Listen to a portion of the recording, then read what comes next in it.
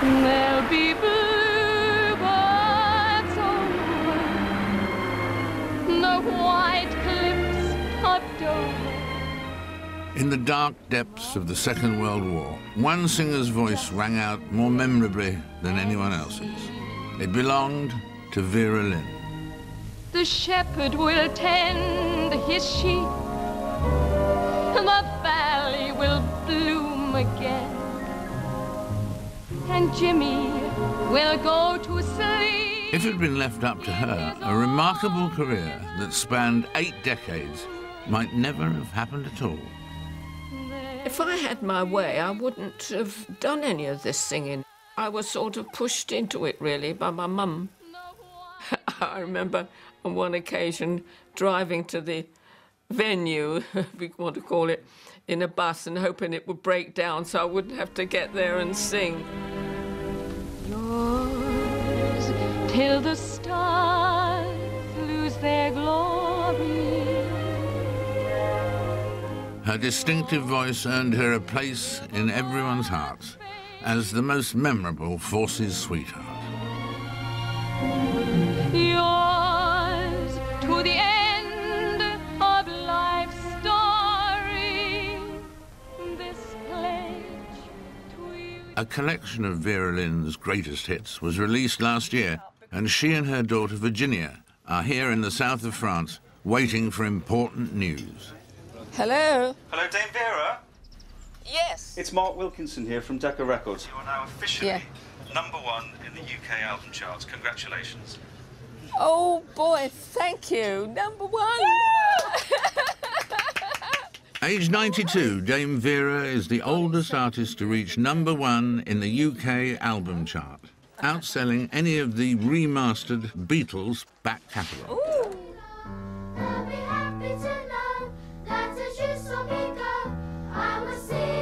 Her songs are now part of our heritage. And her role in the Second World War is even taught in schools as part of the national curriculum.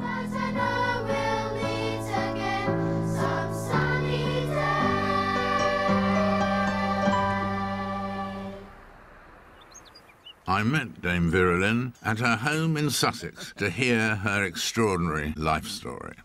You were actually singing for an audience at the age of 2, weren't you? Well, no.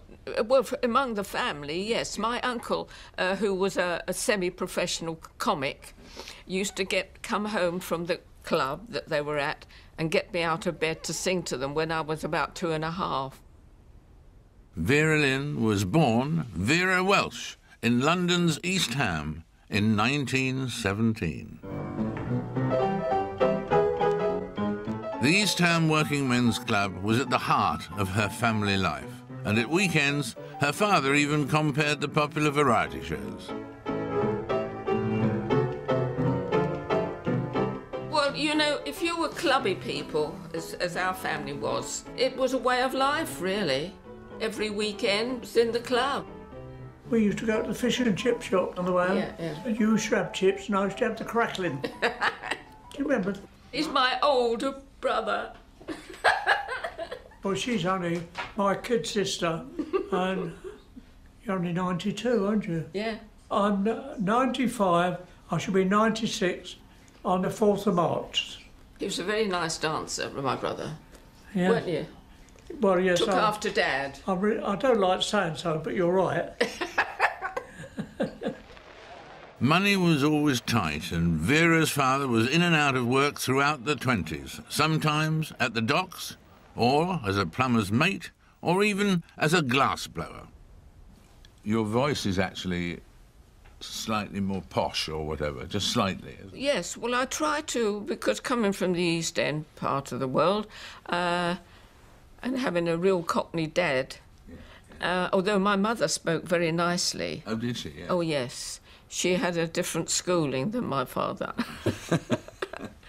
And when did you start first time sing with an audience? Oh, when I was 7. When you were 7, yeah. And that was at a Dagenham Working Men's Club. And I had a little cream dress, white dress with little mauve ribbons threaded through it.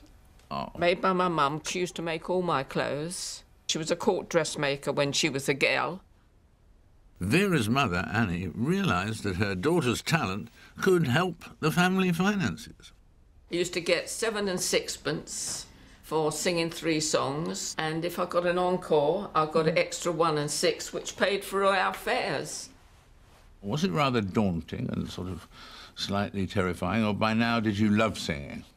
If I had my way, I wouldn't have done any of this singing in the clubs, because I was very nervous, and I really wasn't enjoying it. But Mum organised it, and so I did as Mum told me.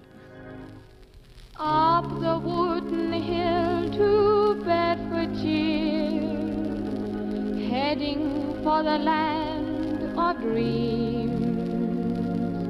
When I look back to those happy times. Throughout her school years, Vera travelled by bus and tram all over East London and the outer suburbs to fulfil her singing engagements. I did all the clubs everywhere. Where there was a working men's club, you bet I sang in it. To keep Vera in songs, she and her mother would often make the journey up west to London's Tin Pan Alley. Because I never sang in the original keys that the songs were printed in. I always had to have them changed down into a lower key. Yeah. That cost either 6pence if you just had the right hand written in, and 1 and 6pence if you had the bass. By now, Vera was a seasoned solo singer, but variety acts were all the rage. So in 1928, aged 11, she joined a juvenile troupe. What was the Madame Harris's Cracker Cabaret Kids? Yeah. She was a lady and she ran a little dancing class, and her daughter used to take the classes over. And we used to hire the Salvation Army hut on a Saturday morning, and we'd all go in there and pay our 6pences for a lesson. It was at this point that Vera decided that Welsh wasn't glamorous enough for a stage name, and after a family conference, she took her grandmother's maiden name to become Vera Lynn. In your whole youth and childhood, it was work, work, work a lot of the time, wasn't it? Do you feel that because you were doing all of that, you missed out a bit on a carefree childhood? Well, I felt that I wasn't that free as a lot of other children were. You know, they'd go off and have parties at weekends and go out for the day with their parents.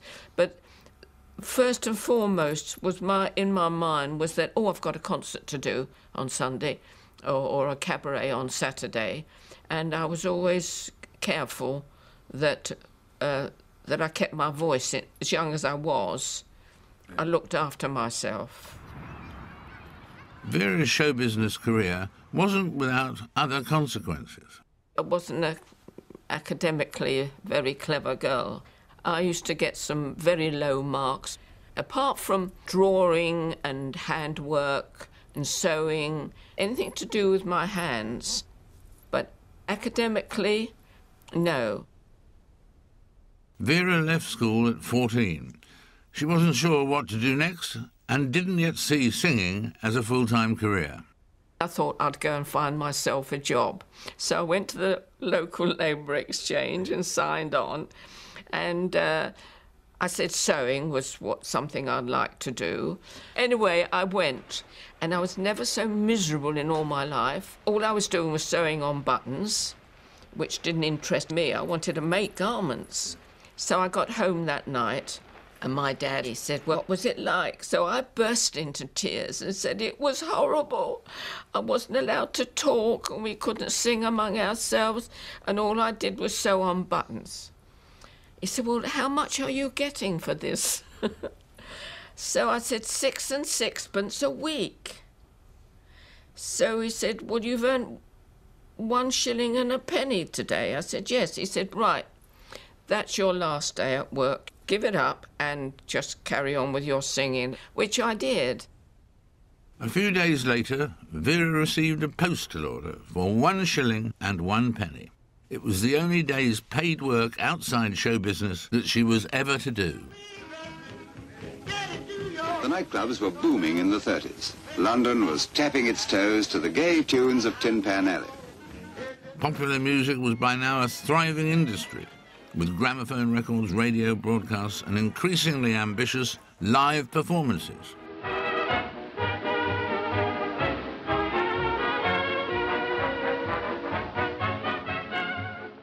The reigning kings were the individual band leaders, each of whom would pick and choose from a selection of favoured singers.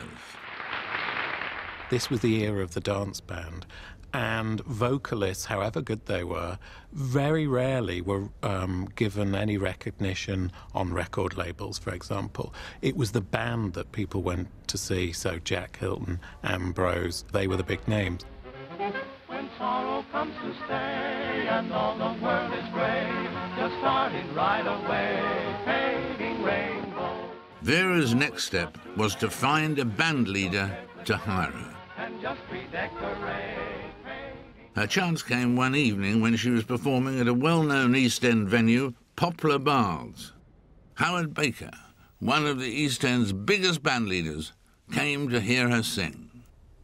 That was about the time when the microphone came in, didn't it? It's amazing the thought you were in these big working men's clubs earlier. No microphones. And no microphone, amazing. No. And they told me that they could hear me singing in the street.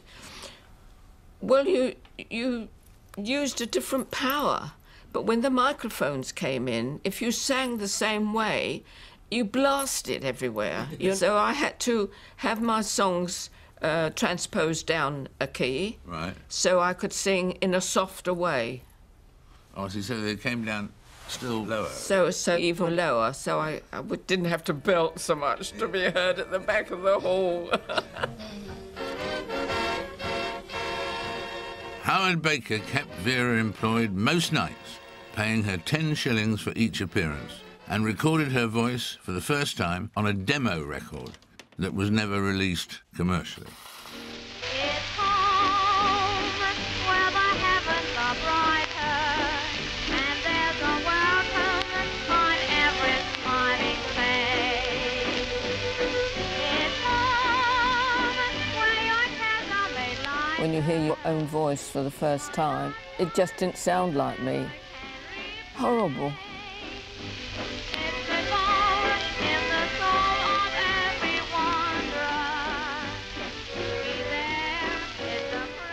But you couldn't read music at the time, and I couldn't. No, I've never read music. No. I just watched the notes. When they went up, I'd go up, and when they went down, I'd go down. It was instinct more than anything, you know.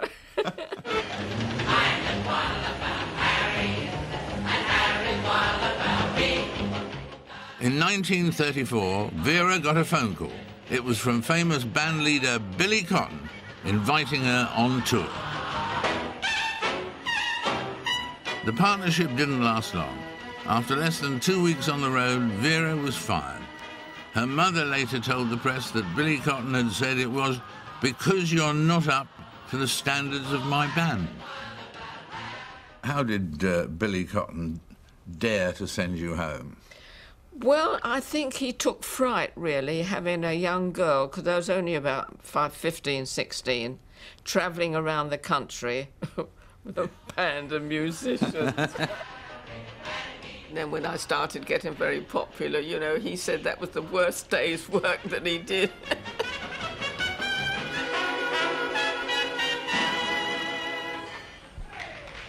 So it was back to Howard Baker and the East End. If Vera was too young to be away from home touring the country, there was another way that she could reach a wider audience: radio. Up until now a luxury, was becoming increasingly popular, and every singer's dream was to broadcast. That meant the BBC, and off Vera went for an audition with the BBC Dance Orchestra, led by Henry Hall. They were looking for a girl singer, so I auditioned, and then they said, sorry, but your voice isn't suitable for broadcasting. I don't know how I was coming over or what, but anyway, I should have kept that letter, but I'm afraid it got lost. Well, that concludes the program of dance music played to you by the BBC Dance Orchestra, directed by Henry Hall. Goodbye, everyone. Goodbye, and here's to the next part. I always remembered one thing. When I was about 14, 15, I overheard somebody saying, "Oh, she'll never get anywhere, she's too common." And sometimes a remark like that can kill somebody's ambition completely. Or it can make you say, "What are you talking about? I'm not common. I can, you know." And that's how I felt. I went and had elocution lessons. I quite like when things go wrong. It's a challenge. Luckily for Vera, Henry Hall wasn't the only one who wielded power. In Tin Pan Alley, an up-and-coming band leader heard Vera sing, Joe Loss. Sending the bad boy of the Stevens family. Clap. He signed her up on the spot for 3 broadcasts on the BBC. You were starting to choose your songs, spot your songs, yes, find your songs? I always chose my own songs. And even recording companies, you know, if they might suggest me to sing a certain song, I would try it. But if I didn't feel that it was me, I didn't sing it. The lyrics meant a lot to me. I had to feel comfortable with them. In 1936, Vera featured unnamed on a cinema short with Joe Loss. This is the only surviving copy. Is like a cigarette. I never knew the thrill of life until I touched your lips. And just like a cigarette, love seemed to fade away and leave behind ashes of regret. And with a flick of your fingertips, it was easy for you to forget. Love is like a cigarette.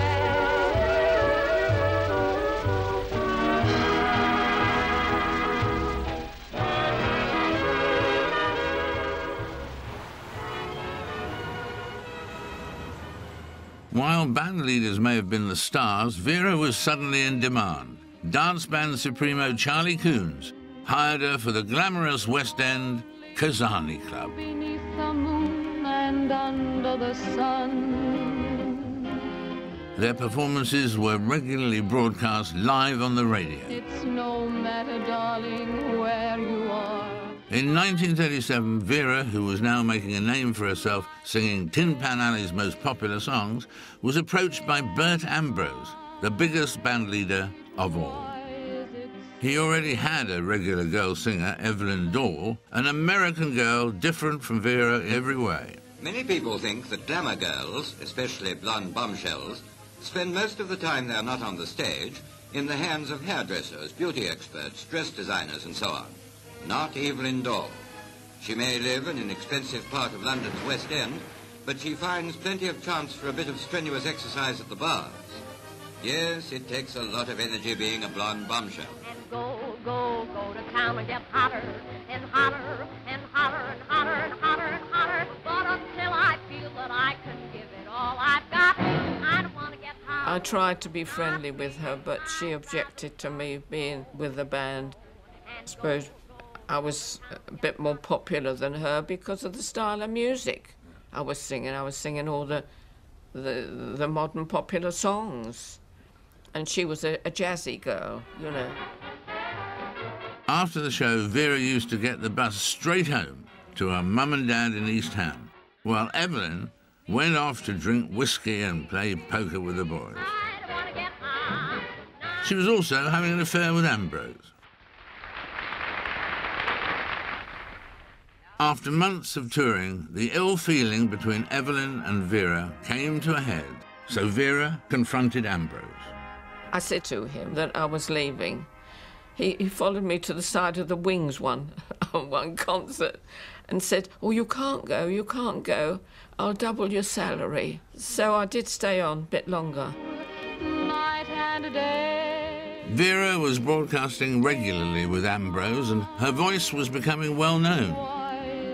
She'd been recording anonymously on the Crown label, but now they started using her name, and by the end of the 1930s, she'd sold over 1 million records. She was outselling Bing Crosby in the record shops, and on the variety circuits, she was becoming a bigger draw than Ambrose himself. At that point, there came a time when you were suddenly able to buy things. You treated yourself to a fur coat, was it? Oh, yes, yes. My first mink. Mink? A mink. It was a mink, yes. And you bought a car, didn't you? Yes, an Austin 10. That took me everywhere, that little car. Still only 22, Vera bought a 9-roomed house in Barking for around £1,000 and moved there with her parents. For the first time, the family had an indoor bathroom and toilet.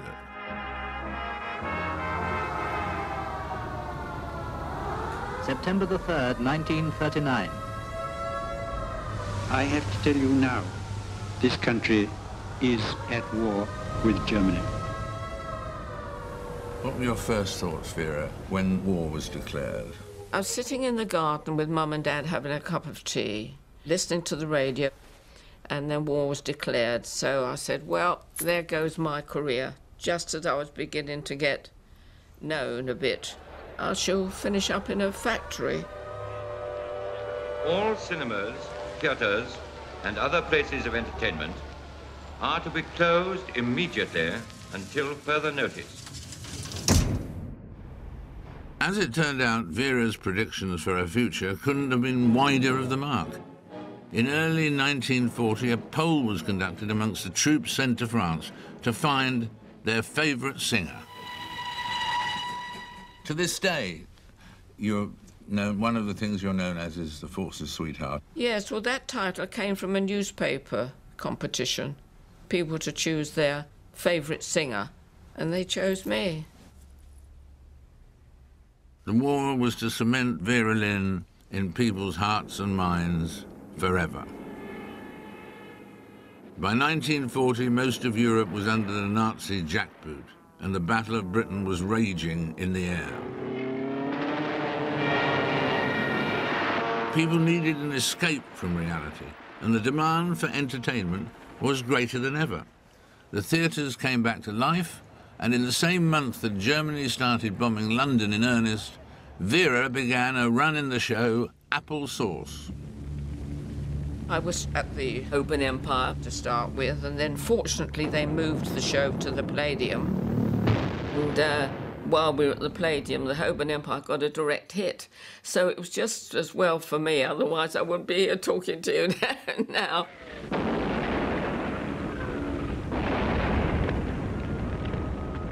When the lights go on again,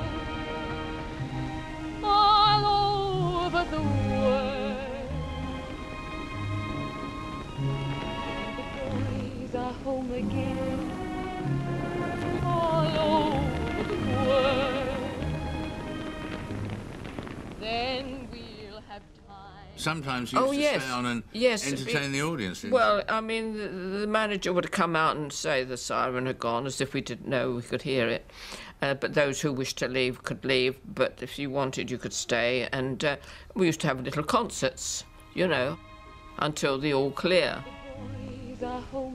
And I'd get in my little Austin tent with my tin hat by my side in case the raid started and I got caught, you know, shrapnel coming through the canvas roof of my car.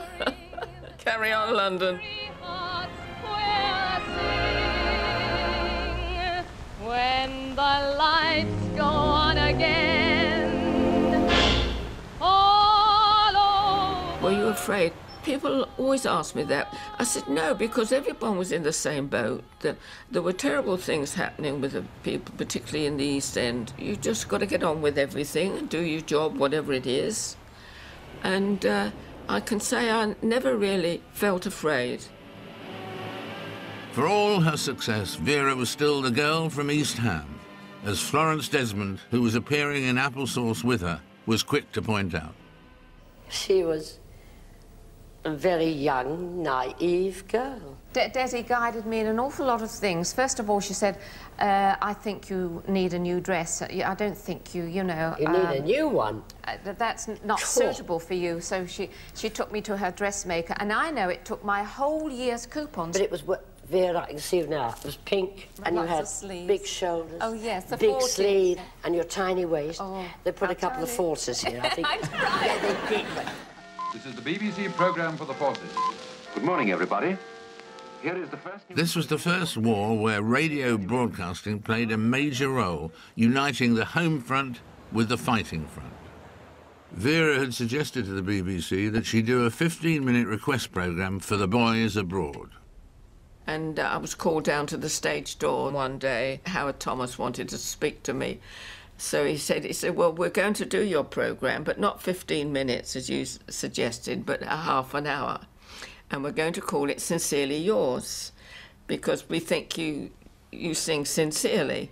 So I said, right, that's lovely, fine, OK. Wishing will make it so. Just keep on. Sincerely Yours started broadcasting in the darkest days of the war in November 1941. This is the only recording still in existence. To our men in uniform, from the girls at home, a personal letter in words and music, and the signature is Sincerely Yours, Vera Lynn. Dear boys, this letter of mine is getting to be a sort of rendezvous, where husbands and wives, torn apart by war, can be brought together by music. On the wings of these melodies, the sentiments go from me to both of you, from you to her. The show immediately struck a chord with listeners, and Vera received over 2,000 requests a week from home and abroad. If you are certain within your heart. There was nothing like it on the radio, not with a single artist, and particularly doing messages and requests and connecting the people at home with those that were away. So it was quite a fresh idea, and entertainment was essential. A few dozen sweethearts and wives have proudly sent me snaps of the man in their lives. I've seen enough of you boys to know that you like your pals to think you're a bit of a heartbreaker with the girls. But women aren't like that. Once they've met the man they want, no one else counts. If you're lucky, you've got a girl like that. You actually went to hospitals where wives had babies and so on. Oh, yeah, that was a nice thing to do, because I could then tell some sergeant or somebody that's out there that I'd visited his wife in hospital, and that they were doing well, and took her some flowers. And that's all my news and... Each programme ended with a song that has come to define Vera. Good night, boys. Sincerely yours, Vera Lynn. We'll meet again, don't know where, don't know when, but I know we'll meet again some sunny day. Early in 1939 I was singing We'll Meet Again. And actually you think, well, now what am I going to close the programme on? It's got to be something. Oh, yes, I know. I've been singing a nice song in the theatres, in the variety theatres. We'll Meet Again. That's a nice... So that's when I chose We'll Meet Again as my fading out song on radio. And, of course, it's never left me. We'll meet again, don't know where. Vera Lynn's success didn't come without problems. There was a backlash against the programme, largely from some traditionalists within the BBC, some former members of the armed services, and some more conservative members of Parliament. The Director General of the BBC asked how can men fit themselves for battle with these debilitating songs sounding in their ears. And Programme Review called the show flabby amusement and stated, "Sincerely yours, deplored, but popularity noted."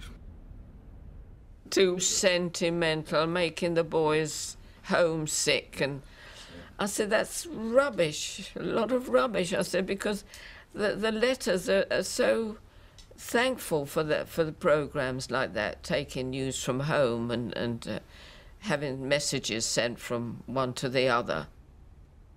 There was a sort of anti-Lynn faction and a pro-Lynn faction, which was comprised of most of the general public, the listening public, most of the rank-and-file members of the armed services, and also most of the top brass of the armed services as well. They thought Vera Lynn was very good for morale indeed. And Vera Lynn's reaction to the anti-slash campaign from the BBC is interesting. I think it reveals one of the reasons why she's remained so popular is her tenacity. She never let it get her down. She didn't change track. She knew what she was good at. She knew what the people wanted, and she stuck to her guns. Time for things like wedding rings and free hearts will sing. Cinema newsreels soon picked up on the trend that Vera had started for using a public medium to send personal messages. Hello, Mother. It's great to get a chance like this to speak to the folks at home. As you can see, I'm fit and well. God bless you all. Chins up. Keep smiling. The choice of Fade Out song came as no surprise.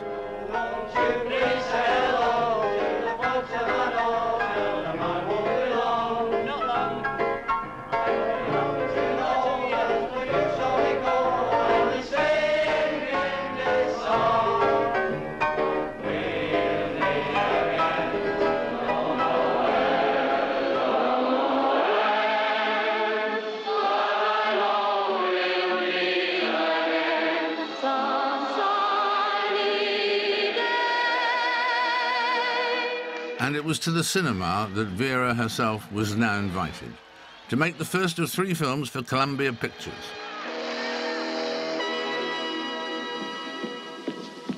Time for young gentlemen to... The films used Vera's own life as the basis for their stories. May I? I enjoyed it, but it was very difficult for me to be anybody else but who I was. I was so established as Vera Lynn, you know, that to put on a different character. Stop the rehearsal. It's terrible. Worst I've ever heard. All right, what's wrong? Everything. It won't do its out. Well, the films I made were really in my own character, doing what I did, sing. Oh, leave her alone. She's not tired. She's lazy. I am too tired. Why shouldn't I be? We all are. Rehearsing 4 hours without a break. It's too much. It's all very well for you sitting there watching us work. You don't have to do anything. But we have to go on the air and broadcast. It would serve you right if your old program didn't go on the air at all. Oh, the way it sounds, it might be a good thing. The film so closely mirrored Vera's own life that in one of them, playing himself a member of the RAF Squadronaires, was Harry Lewis, Vera's husband, whom she'd met at the outbreak of war through Bert Ambrose. He came in to join the band for a tour, which unfortunately had to break up when war started. So do you remember that moment, Harry? Was it love at first sight?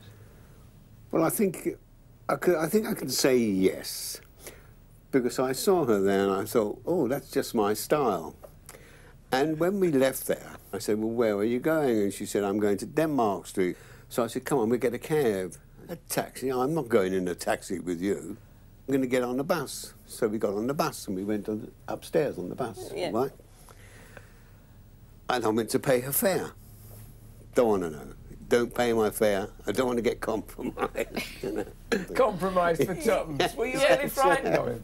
No, it wasn't that. But I mean, I'd only just met him, you know, and I don't allow strange men to pay my fare on the bus. So I got out my 2 pennies and I paid my own fare. Yours till the stars lose their... Vera and Harry married in August 1941. The marriage lasted until Harry's death 57 years later. By 1942, Vera was well and truly topping the bill. These years were so successful for her that decades later, a comic was to joke that the Second World War had been started by Vera Lynn's agent. Meanwhile, she felt there was more that she could be doing for the war effort, so she signed up with the Entertainment National Services Association. I phoned ENSA and said I wanted to go and do some entertaining overseas. So they said, well, where do you want to go? I said, well, if I'm going in, I know Europe are getting well supplied.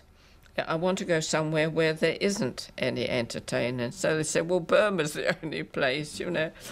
So I said, right, that's where I want to go. I want to go where they badly need it. In March of 1944, Vera set off on a 22,000-mile journey in a military transport plane, bypassing occupied France and neutral Spain. She flew first to Gibraltar. Also on board were her accompanist, Len Edwards, and a small upright piano. They stopped in Cairo, where she gave several concerts in the desert, travelling on to Iraq and Dubai for further performances. Several weeks after leaving England, she arrived in Bombay, where she sang to thousands of soldiers, and then on to Calcutta, before finally arriving on the Burmese border to meet General Slim's forgotten army. The Allies have been called upon to repulse another big Japanese gamble, this time an attack against Impal. It was late April, and Vera's arrival coincided with a major Japanese offensive. The main fighting has been along the roads.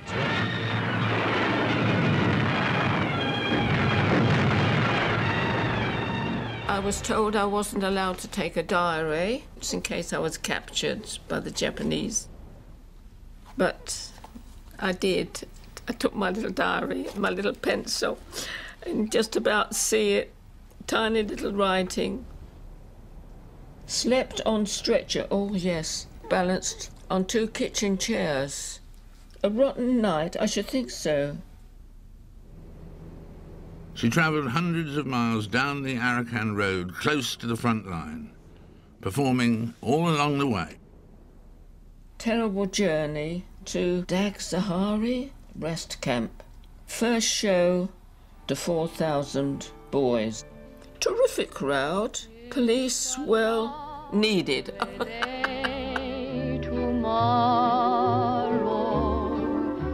Tomorrow is a lovely day.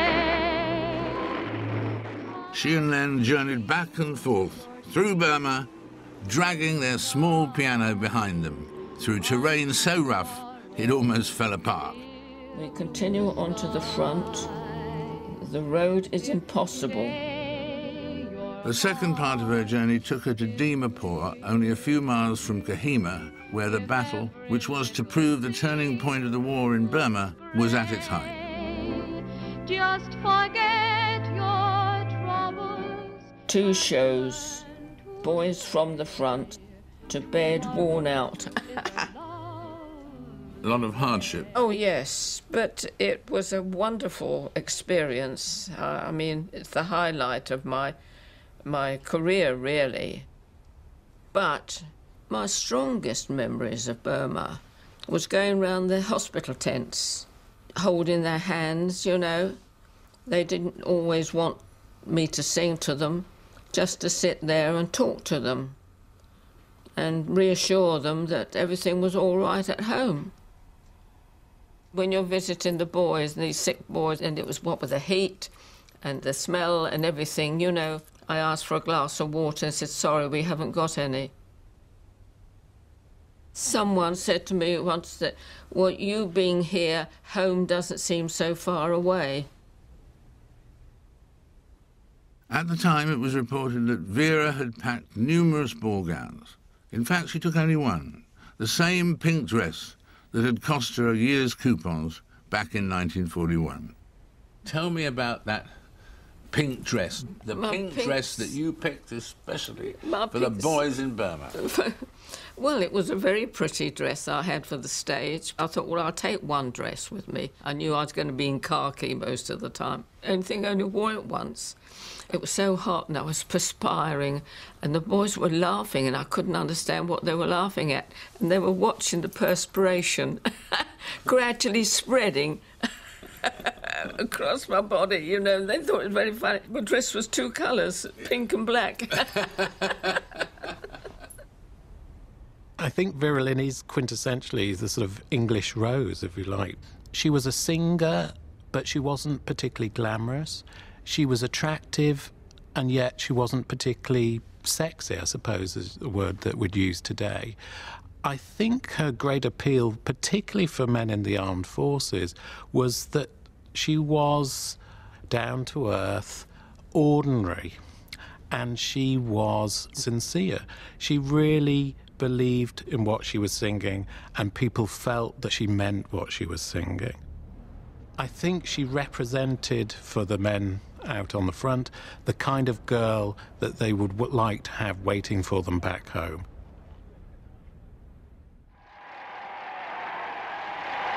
By the war's end, Vera was firmly and forever etched in the nation's memory as the force's sweetheart. We may allow ourselves a brief period of rejoicing. Today is Victory in Europe's Day. It was, she thought, the end of an era, and she had more than played her part. She and Harry bought a big house and farm and retired to Sussex to try their hand at the good life.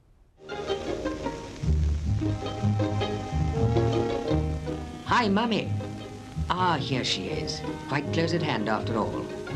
By the way, folks, let me introduce you. I'm Miss Lewis, and Mummy, of course, is Mrs. Lewis. But you'll know her better as Sincerely Yours, Vera Lynn. And that's Daddy. He's Mr. Lewis, the market gardener. Well, folks, we're off. After a couple of years of self-imposed exile, Vera resumed her singing career with Harry as her manager and baby Virginia by her side. But her return to BBC Radio in the late 40s was to be short-lived. They wanted her to change her style and sing bright, happy songs, suitable for victorious Britain. Vera was having none of it. She knew what kind of things she could sing, how she could portray herself, how she wanted to portray herself. If they didn't want it, well, then tough, she'd go off and be herself somewhere else. My love for you is as wide as the ocean. Little heels get dug in and that's it, you know. And we can be very obstinate at times if we want to. And so, yes, if we want to do something, then we just jolly well do it. Is a tide of emotion as ever flowing as time evermore. No notes lower than that. No, that's low. Radio Luxembourg promptly engaged Vera, and other opportunities soon followed. I was getting invitations to go to Holland, Norway, Denmark, Sweden. During the war, they used to listen to me secretly. In fact, if they were found listening, they were shot. I had a funny letter once from a Dutch man. They used to listen to my BBC programme in the hayrick. It naturally had no power. And they rigged up a system where this man could ride a bicycle and keep the dynamo going, pedalling like mad to keep the power going so they could hear the programme. I'll wait for you. Auf Wiedersehen. There were bigger continents to conquer, and a meeting with American star Tallulah Bankhead led to an invitation to the United States. Vera took a brand new song with her. Auf Wiedersehen, we'll meet again. I'd been to Switzerland for a couple of weeks, and in the beer gardens that they had over there, I heard this woman and getting everybody to sing Auf Wiedersehen, Auf Wiedersehen. I thought, oh, that's a catchy tune. And went somewhere else and got it, and everyone was singing this song. So I thought, that's got to be a hit, you know. So I came back home and went round the music publishers to find out if they knew of the song Auf Wiedersehen. And they found it. They said, well, it's a great tune, but, you know, that there's no English lyrics to it. So I said, well, get some, because I think it's a hit.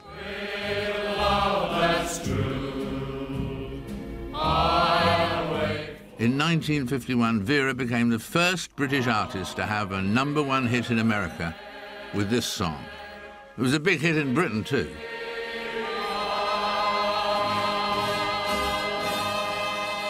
Turning down the offer to stay and work in America, Vera returned to London and the Adelphi Theatre. Vera, the first time I went to London to go to the theatre, what show was it? London Laughs or something? Yes. London Laughs, with you starring Tony Hancock. Tony Hancock and Jimmy Edwards. And Jimmy Edwards. Vera's chart success ensured that the comedy revue London Laughs was a sellout success. The show ran for 2 years. Even if the BBC wasn't interested in her, the public were.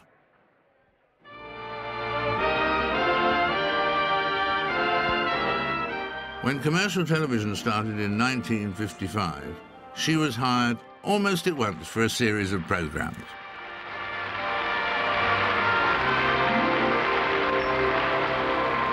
Hello, everyone.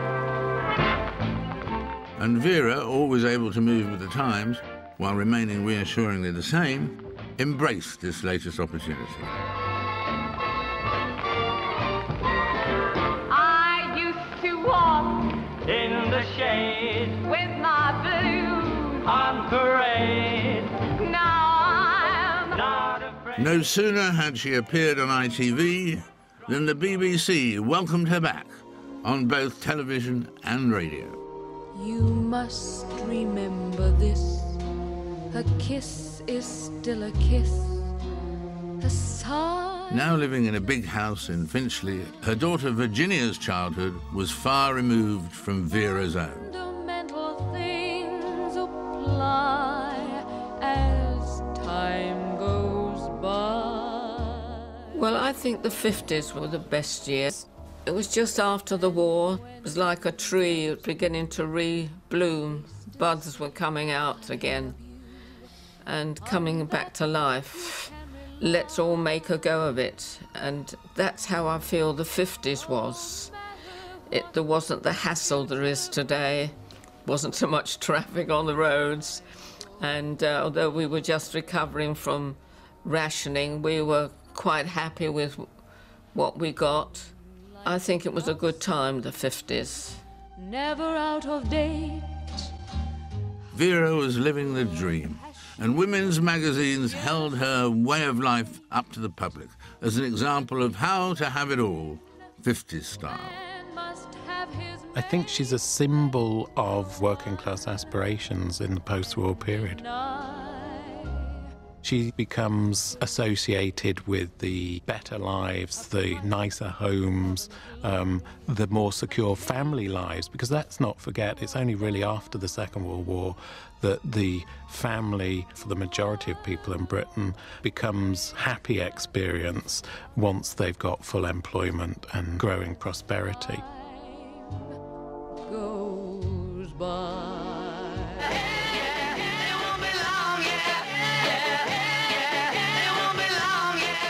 Dawn on the greatest day the airport ever knew. Great to be alive. To be young and a Beatle fan, just heaven. By the early 60s, the music world had changed. Elvis Presley, Cliff Richard, the Beatles. Never mind crush barriers, the Beatles fans would smash the sound barrier.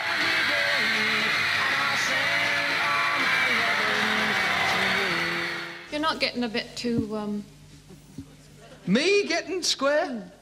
But you're not exactly a soul sister, are you, Vera? Wouldn't call you the queen of the discotheques now, would we? I think, luckily for us, there are a lot of squares watching at home, and maybe in the audience they'd like a corny old song they can sing along with, you know, pub songs. Vera realised that while she may be out of fashion in Britain, she'd always have an audience elsewhere, and this time the invitations came from Australia, New Zealand and South Africa. But by the end of the 60s, she was back on British television with her own show, given to her by the son of the man who once fired her. He had BBC Two, and I thought that this was a perfect kind of network on which to do a definitive Vera Lynn series. And so I paraded my best music producer at the time. He was a fellow called Stuart Morris. And he looked at me and said, "Vera Lynn? Why? What have I done wrong?"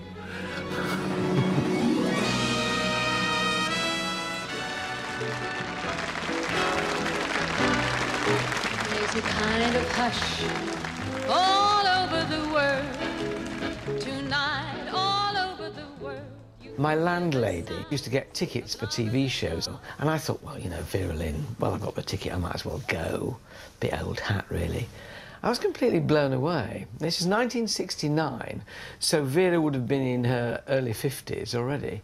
I remember being absolutely stunned by the power of the voice. It's wonderful, I can see her now. It was just jaw-droppingly powerful. Closer now, and you will see what I mean. It isn't a dream. And it was the first time I'd ever seen CSO, because she was doing it in front of this bright blue backdrop, and I thought, that's weird. And there were monitors hanging from the ceiling, and I could see that it wasn't bright blue at all. There were clouds everywhere and things like that. And I remember the young generation were dancing all behind her.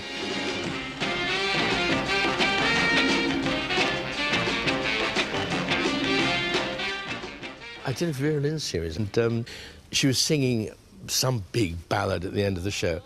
And her diction and her voice is so pure, and I mean, it just moved me. And I'm afraid I'm a bit of a wet fish when it comes to perfection, and she was perfection. And I had tears in my eyes. And Stuart Morris, the producer, turned around in the control. She said, "What's the matter with you? What's happened?" And I said, "It's just her. She's so wonderful." When I was born to be just your.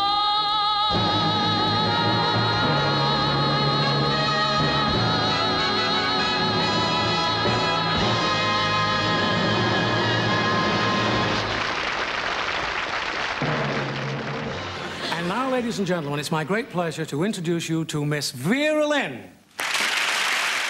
Vera was well and truly back, a firmly established television star. How are you? Hello. Sorry about it. It's a ring. I can't get it off. I'm sorry. Excuse me, Justin. I bet shut. Hey?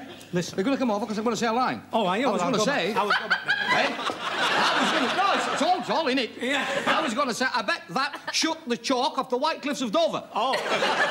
I was going to say that, but I won't now. 30 years after the end of the Second World War, Vera was recognised in the Queen's birthday honours and made a Dame of the British Empire. I should like to pay my tribute to Dame Vera, not as a fellow performer or as a politician, but as an ex-serviceman.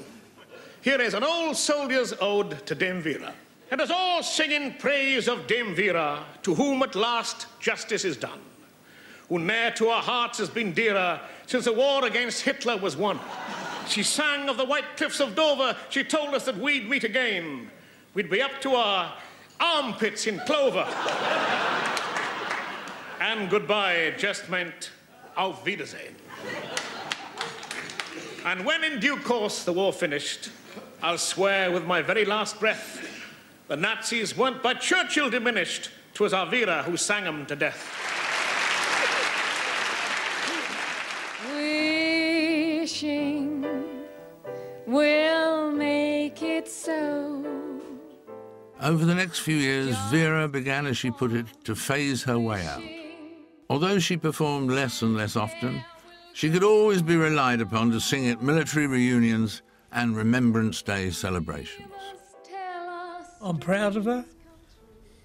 I'm glad that I'm her brother, and I'm glad she's my sister. But if she never sang a note the feeling would be just the same. And now, someone who was born during the war, Cliff Richard, OBE. In 1995, crowds assembled outside Buckingham Palace to mark the 50th anniversary of the war's end. And finally, then the force's sweetheart, in fact, everybody's sweetheart, Dame Vera Lynn. Bless them all, bless them all, the long and the short and the tall. This was Vera's last public performance. She was 78. I did ask her if she warmed up. She said, "Warmed up, dear? What do you mean?" I said, "Well, I do little exercise." "Oh, no, darling," she said, "I just open my mouth and I sing." So there were all sorts of things going for her. She had a very special voice, I think, too, a very pure kind of voice, very clean voice, but she made a sound that touched everyone's hearts. I'll never forget the people.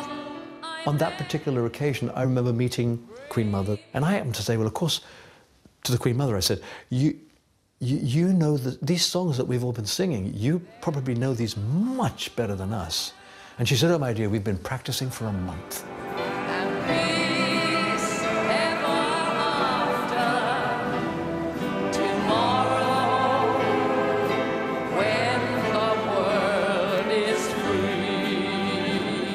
For all her enduring success over the decades, Vera Lynn is still most closely associated with the war years. You look forward to the next few years, don't you, in this funny old world? Well, yes, I do. I hope I've got a few more years. And I hope to make the most of it. I don't perform anymore now, but I'm grateful that I've got a name that I can help other people. What have we got here? With a singer over here. Like a diamond. Vera has recruited New Zealand singer Hayley Westenra onto the board of one of her charities. Bye, guys. Bye. In the recent conflicts in the Middle East, Hayley has emerged as the most recent forces sweetheart. Yeah, I really enjoy going out to Iraq. And probably the conditions are a little different. I was living in a grass hut when I was out there. With buckets, you know, no sanitation, no running water. They have concrete bunkers that you sleep in. You don't really bother with much makeup either as well. Oh, you couldn't. It's impossible. Lipstick. Just a bit of lipstick. Yeah, exactly. When you're young, like you are, and I was at the time, you can get away with that. Yeah. We'll meet again. Don't know where, don't know when, but I know we'll meet again some sunny day. Hayley Westenra sang at the Festival of Remembrance 70 years after the outbreak of war, and Vera Lynn's first recording of this song. A song which has echoed down the years and united all those whose lives have been affected by armed conflict. And I will just say hello to the folks that you know. Tell them you won't be alone. This little girl from East Ham would never have had the opportunity if she hadn't have been singing, if my mother hadn't put me on the stage.